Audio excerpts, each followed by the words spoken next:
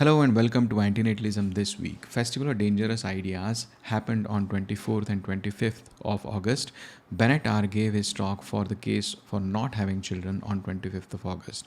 Now before the event, I had written to them asking for the recording and they said that we may or may not provide the recording.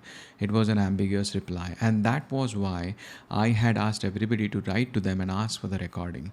So thank you to everybody who had written to them for the recording. Unfortunately, this time they have replied saying that we did not record David Benatar's talk for whatever reason. Maybe Benatar himself opposed to doing that.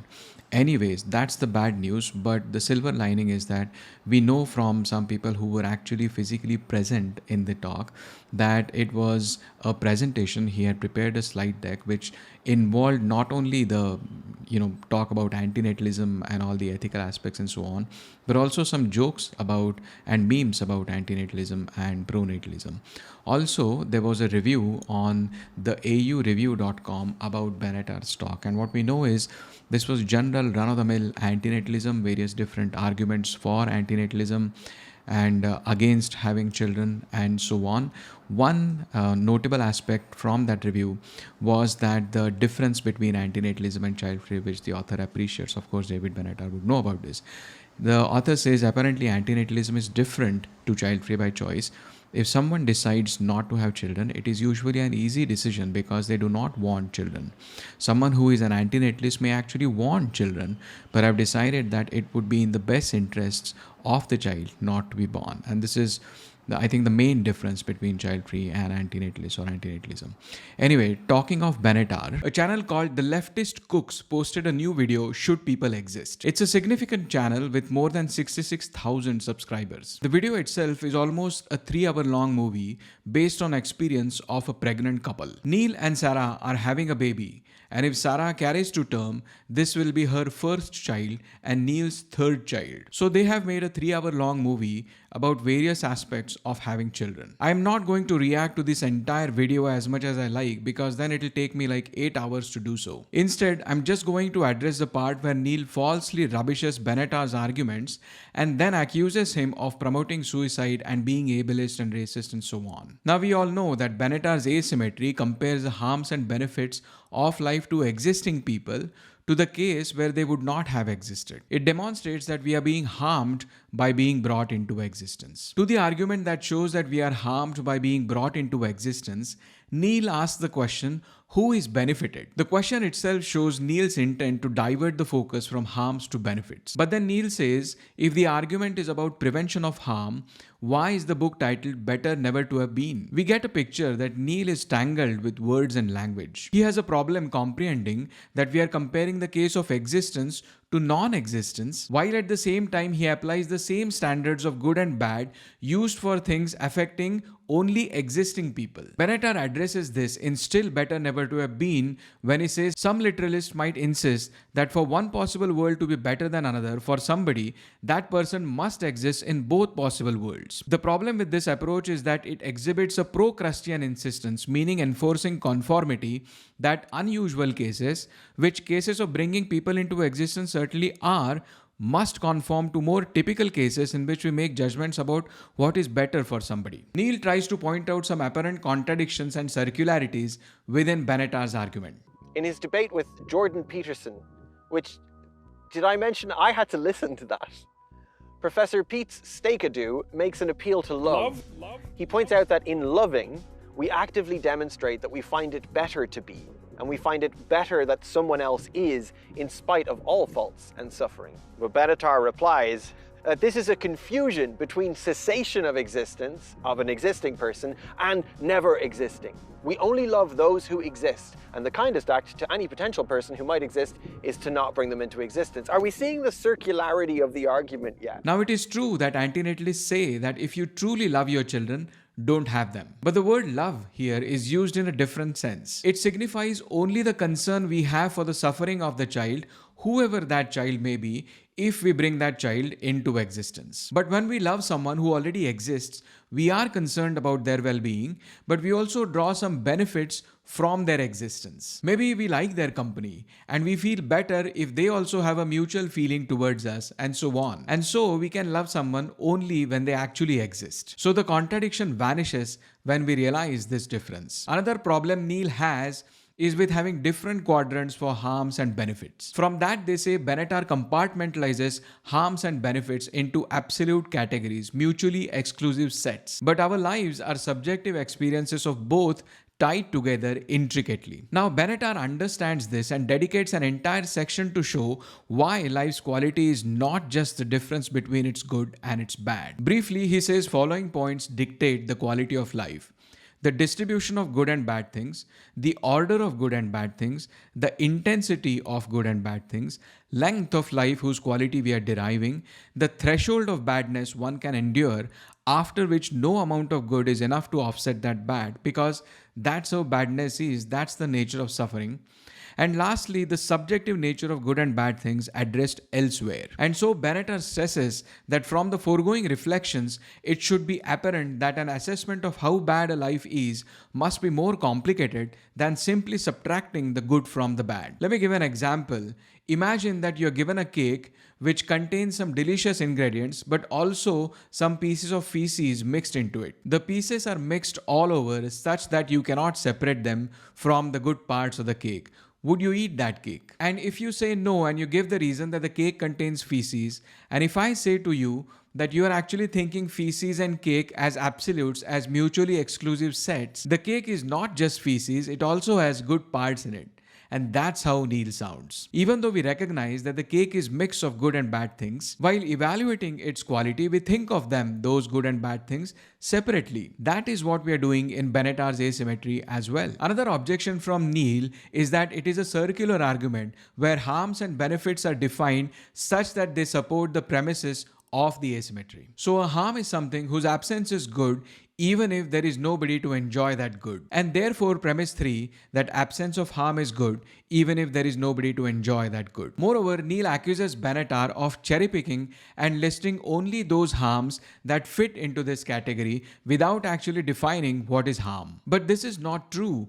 Benatar defines harm, saying for something to harm somebody, it might be sufficient that it be bad for that person on the condition that the alternative would not have been bad. Now it is understood that being bad is subjective. What is bad for me might be good for you. If you steal money from me, it is good for you because you now have cash, but it is still bad for me and I am harmed because of that. Running is good for me, but running is bad for my mother. It will cause harm to her, and so on. So there is really no circularity. Harms and benefits are not defined in terms of asymmetry. Then Neil moves on to the quality of life argument. In chapter 3 of Better Never to Have Been, Benatar cites psychological studies to prove Pollyanna principle. The principle that we tend to remember good things from our past more than bad things, and we tend to project those impressions onto our futures. This and other such mechanisms cause an optimism bias in us. Neil says that the studies cited by Benatar were not intended to prove that the bias that we have towards optimism was some kind of a flaw. In fact, they show the benefits of having such an optimism bias. Well, that's besides the point. Optimism bias does help those who exist. Benatar himself acknowledges this, talking about the psychological phenomenon which leads to such kind of optimism bias. He says the above psychological phenomenon are unsurprising from an evolutionary perspective. They militate against suicide and in favor of reproduction. If our lives are quite as bad as I shall still suggest they are, and if people were prone to see this true quality of their lives for what it is, they might be much more inclined to kill themselves, or at least not to produce more such lives. Pessimism then tends not to be naturally selected. Neil's nonsense goes on and on from one error to another, and I'm not going to cover all of it here. But it is one thing to make a mistake or misunderstand something, and a whole another thing to intentionally malign someone. Neil makes many false accusations against Benatar, which clearly sound malintentioned. There's a real ethical problem with antinatalism. We'll set aside the suicides that have been encouraged by Benatar's work. That is a very serious accusation done done without any evidence. Benatar is clear about the distinction between ceasing existing life and not starting a new life. He says the view that coming into existence is always a harm does not imply that death is better than continuing to exist, and that suicide is always desirable. Life may be sufficiently bad that it is better not to come into existence, but not so bad that it is better to cease existing. Benatar recognizes that both birth and death are a harm when he says the harm of death may partially explain why coming into existence is a harm.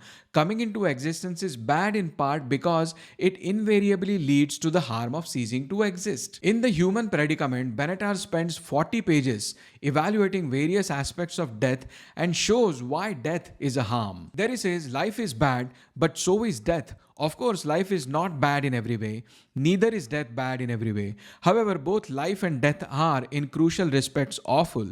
Together, they constitute an existential vice, the wretched grip that enforces our predicament. After all of this, to accuse Benatar of promoting suicide is unforgivable. But from one accusation to next. And then there were those of us who were disabled, suffering, possessing objectively less to offset that suffering. Benatar is explicitly ableist when he says that while most people think that living life without a limb does not make life so bad that it is worth ending, most of the same people also think that it is better not to bring into existence somebody who will lack a limb. This is another dishonest attempt to malign Benatar. Benatar spends a whole section of almost 8 pages on disability and wrongful life in chapter 4 of Better Never to Have Been. The argument from disability rights advocates is that disability is a social construct. Now you might wonder how a disability like blindness, for example, can be a social construct. A blind person cannot see, and that is clearly a disadvantage for him. A person without functioning legs can't walk, and that is clearly bad for them. How is then this a social construct? Disability rights advocates say that such disabilities are in fact inabilities. Inability to walk, for example. They become a disability because our society is not structured to accommodate those inabilities. So most of our buildings, for example, don't have proper wheelchair ramps or lifts. They just have staircases. Imagine majority of people could fly. In that case, most of our buildings wouldn't even have stairs. In that case, people like us who can't fly would become disabled. Their inability to fly would disable them from accessing those buildings. Now, all of us have some inabilities, like inability to fly, inability to survive without water and food, and so on. But because these are common inabilities, our society is structured to cater to them. These usual and therefore invisible inabilities are the crux of the matter when Benatar says disability rights advocates are correct to note that usual inabilities are ignored in quality of life assessments. They are mistaken, however, in taking that response to normal inabilities as a standard and in wanting to ignore unusual inabilities too. Instead, we should be considering all inabilities in assessing the quality of lives. So yes, having an impairment which brings an uncommon inability causes more suffering than otherwise, but that otherwise is not good either. And that's why he says even if disability is socially constructed, the inabilities and other unfortunate features that characterize normal human lives are enough to make our lives go very badly, indeed much worse than we usually recognize. Socially constructed disability makes some lives still worse, and we should certainly join disability rights advocates in seeking reasonable accommodations that would minimize or remove such disability.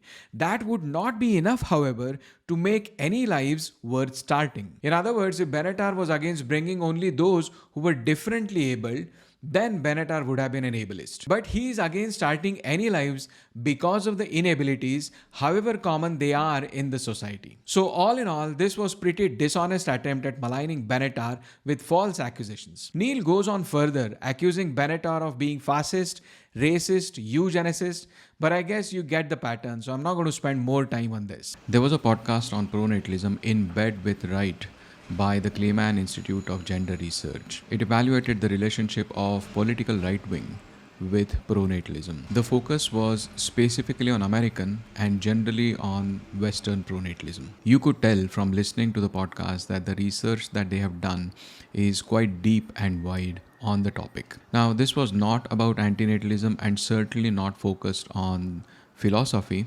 This was more of a sociological account of pronatalism, but I think it was still valuable from antinatalist point of view because then it helps you locate the arguments for pronatalism or the arguments that pronatalist advocates are making. The podcast mainly covered 4 arguments that the proponents of pronatalism generally make.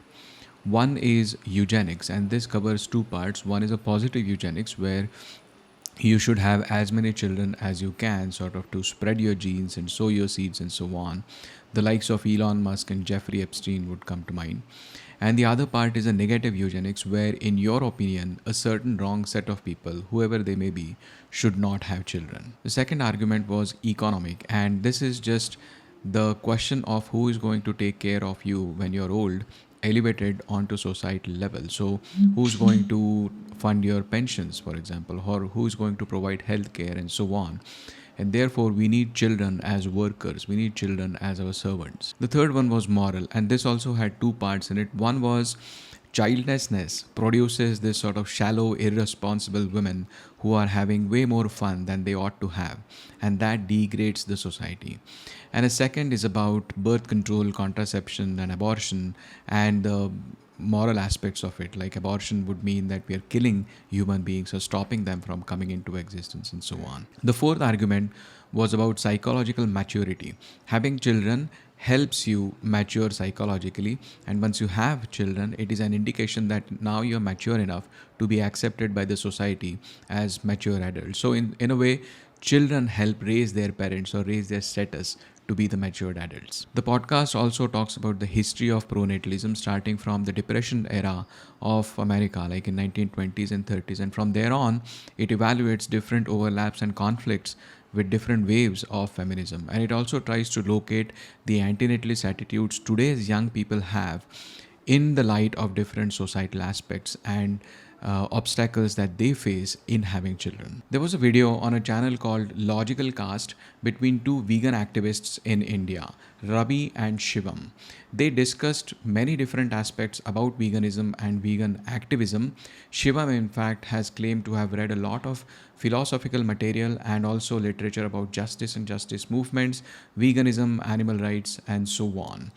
I'm not going to talk about all those aspects, but there was a specific section in the video called Antinatalism, and also the word antinatalism was in the title. Now, the video was in Hindi, but I'm going to summarize that in English and then provide my opinion on that. It looks like, even though they were talking about antinatalism and they had a word antinatalism in the title, they were using the word in the sense of population control and demographics. They were confusing ethical antinatalism to all these things. In fact, at one point, Ravi mentioned or tried to justify the forceful one-child policy of China. So that's not what ethical antinatalism is. Shivam also demonstrated a poor understanding of ethical antinatalism. His argument was that antinatalism means that all humans should go extinct, and if humans go extinct, it is not guaranteed that the suffering on this planet would be eliminated, and also there is no guarantee that some smarter variant of the human beings would evolve later on, who would be smarter than us, intelligent than us, but would be less compassionate or have less of an ethical view towards suffering. That is a risk, and therefore he does not agree with antinatalism. And I thought there are so many flaws in this. First of all, ethical antinatalism has many different forms. One is anthropocentric antinatalism, which is human-centric antinatalism. Another is sentiocentric antinatalism, and it looks like Shivam has not read about sentiocentric antinatalism. The other point is he described antinatalism as necessarily a utilitarian set of ethics, which is actually not true. There are utilitarian aspects within the thinking of antinatalism. There are negative utilitarian aspects also in antinatalism, but there are also deontological aspects within antinatalism. And I don't think antinatalism can be compartmentalized into certain specific set of normative ethics. And that is also the reason why at more than one occasions, David Benatar has denied whether he can be described as, either utilitarian or what his normative ethics are. And the reason he has said he does not subscribe to any of those thoughts is because he says that the arguments for antinatalism could be aligned with any of these schools of thought, any of these normative ethics. So antinatalism is not necessarily only utilitarian or only deontological and so on. There are many arguments from all sides into it. I just hope, I think this was unfortunate that two of the so-called leading vegan activists, animal rights activists, have such a poor understanding of ethical antinatalism. And I hope they get to read more about ethical antinatalism. They read the works of the likes of David Benatar, even Julio Cabrera, who is not even a centriocentric antinatalist, by the way.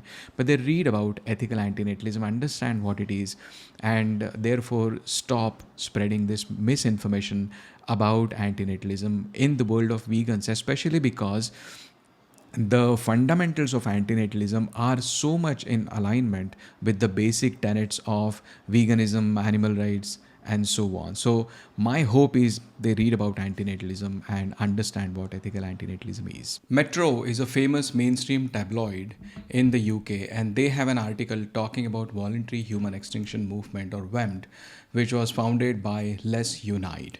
They talk about the journey of Les Unite from the time when he was a student in college, and then when he subscribed to environmentalist causes and then founded VHEMT. The main idea of VHEMT is that the most or all of the suffering and all of the harm that is caused on this in this world is by humans, and therefore humans should voluntarily go extinct and let the biosphere thrive and continue to operate as it does.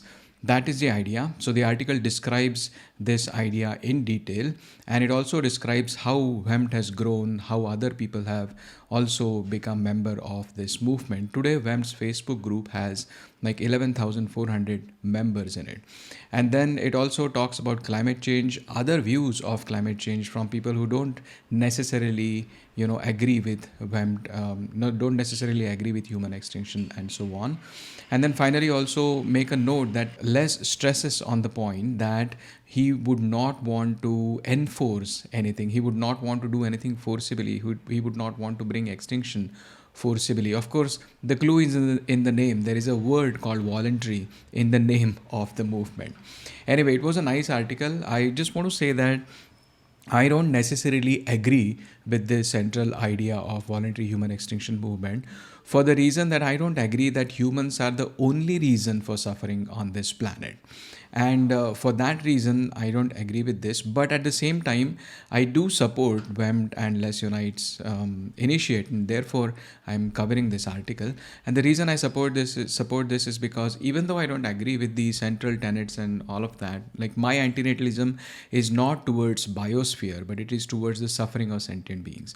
So even though that is the difference, I support Les Unite and his movement, because as a consequence of that, there would be lesser humans, lesser new humans created, and that is still a good thing from an antinatalist point of view.